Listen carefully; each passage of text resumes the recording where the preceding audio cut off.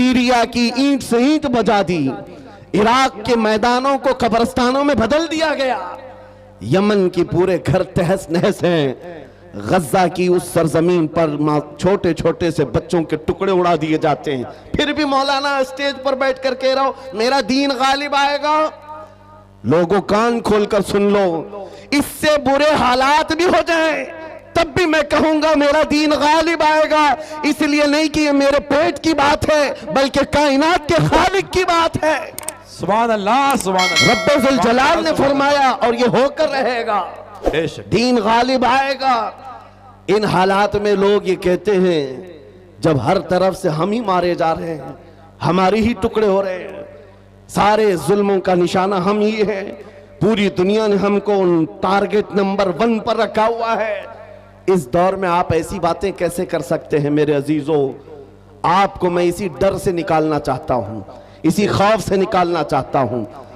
आपको पता है हम नए अंदाज के ये सारे हालात देखने वाली कौम से ताल्लुक नहीं रखते, हम तो उस कौम से ताल्लुक रखते हैं जहां 14 सदियों से हमारे बड़ों ने हमें करबला की दास्तानें सुनाई। क्या बात है, क्या बात है। हर जमाने में उलमा ने, हमारे माँ बाप ने करबला हमें सुनाया है। करबला सिर्फ मातम करने के लिए नहीं सुनाया जाता, सीना ठोक करके, सीना पीट करके रोने धोने के लिए नहीं सुनाया जाता। करबला हर साल इसीलिए सुनाया जाता है, ऐ उम्मत मुस्लिमा याद रखो, इस्लाम में कभी भी तादाद नहीं देखी जाएगी, जहां अहले हक होंगे अल्लाह की मदद होगी। करबला में अगरचे अहले बैत रसूलुल्लाह के घर के नौजवानों के टुकड़े हो गए थे, लेकिन पूरी दुनिया जानती है जीत उन्हीं की थी, जीत उन्हीं की थी। इसी तरह आज मैं कहता हूं, गज्जा को अगर जालिम जबरूती ताकतें मिलकर के तहस नहस कर डालें, उन 20 लाख मुसलमानों को मार कर खत्म करके सहरा भी बना दें, तब भी हम कहेंगे कि गज्जा के अहले हक ही जीत पाए हुए हैं, फतह उन्हीं की है। इसलिए कि ये हालात गुजर जाएंगे। फिर ऐ कुत्तों थोड़ी देर का इंतजार करो, कुछ देर की खामोशी है, फिर शोर आएगा। आज कुत्तों का वक्त है, कल हमारा दौर आएगा। लेकिन आज इस दौर में 36 लाख स्क्वायर किलोमीटर पर तन्हा उमर की निगरानी है। मिस्र भी, फिलिस्तीन भी, इराक भी, शाम भी, यमन भी, अरब का यह हिजाज और नज्द का इलाका पूरा एक उमर इब्न खत्ताब की निगरानी में चल रहा था, जो इस दौर के तकरीबन 36 लाख स्क्वायर किलोमीटर की बात होती है, तन्हा निगरानी चल रही है। लेकिन उस उमर इब्न खत्ताब ने यह नहीं कहा ये मैंने अपने ताकत के बलबोते तुम पर हुक्मरानी कायम की है, मैं अपने अदल के बलबोते तुम पर इस हुक्मरानी का तख्त बिछाया है। नहीं, लोगों से कहा क्या लोगों, ये जो आज मुझे हैसियत मिली है इसलिए नहीं कि खत्ताब का बेटा उमर हूं, इसलिए कि मोहम्मद अरबी का गुलाम उमर हूं। सुभान अल्लाह, सुभान अल्लाह। अपनी निस्बत जब हुजूर से मजबूत करें, दुनिया उसकी ताकत का लोहा मानती है। नामूस रिसालत की हिफाजत पर जो आए हैं मैदान में, अल्लाह करीम ने उनके बाजुओं को ताकत बख्शी है और कुफ्फार और मुशरिकीन के सीनों में उनका रौब डाल देता है। ये तारीख की सच्चाइयां बताती हैं।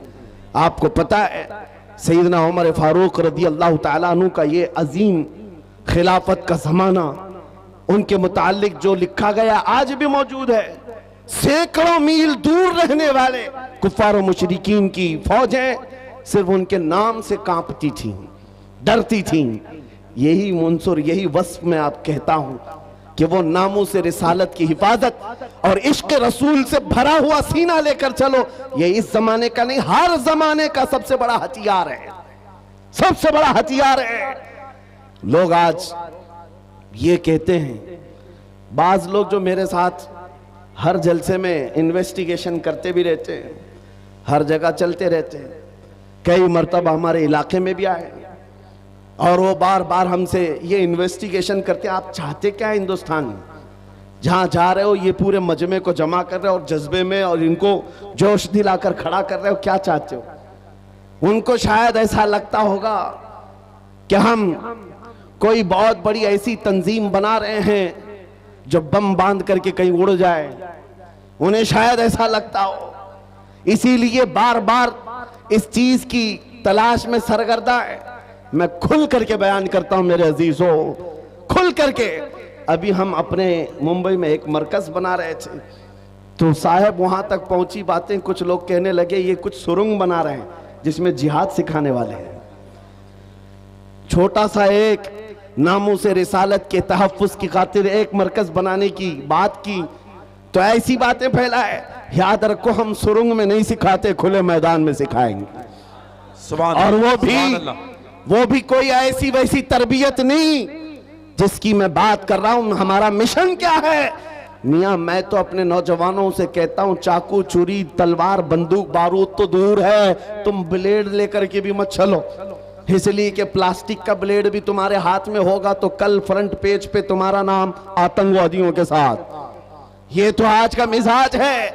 मैं जिस मिशन की बात कर रहा हूं वो बात इतनी है, छोड़ो ये सारे हथियार, वो हथियार क्यों नहीं अपनाते जो गरीब नवाज हिंदुस्तान आए थे तो लेकर के आए थे। वो सबसे बड़ा हथियार इश्क मुस्तफा की दौलत, हुजूर पाक सल्लल्लाहु तआला अलैहि वसल्लम की मोहब्बत कामिला। मैं जानता हूं जब अपना नौजवान इस दौलत से भरपूर और सरशार हो जाए तो इसका चलना फिरना देखकर ही कई कीड़ों को मौत आ जाए, यूं ही मौत आ जाए। आपको कुछ करने की जरूरत नहीं, तन्हा आप हुजूर पाक के इश्क में चलते फिरते एक शक्ल तो बन जाओ, कम से कम इसकी बुनियाद तो रखो कि दुनिया तुम्हें पहचानने के लिए तुम्हारा नाम ना पूछे। कभी कंफ्यूजन इतना बढ़ जाता है कि तुम्हारे नाम से नहीं पता चलता तुम कौन से दीन के हो, तो दुनिया फिर तुम्हारे बाप का नाम पूछती है।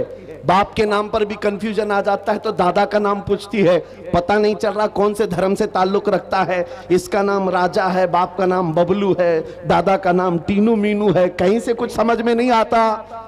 मेरे अजीजों, ऐसी नौबत क्यों आए? आपका नाम, आपके बाप दादा का नाम पूछ करके दुनिया यकीन करे। मैं कहता हूं हुजूर पाक की मोहब्बत में अपने आप को इतना सरशार कर लो, किसी गली से गुजर जाए दुनिया देख करके कहे मदीने की गली का गुलाम नजर आता है, ताजदार मदीना का गुलाम नजर आता है।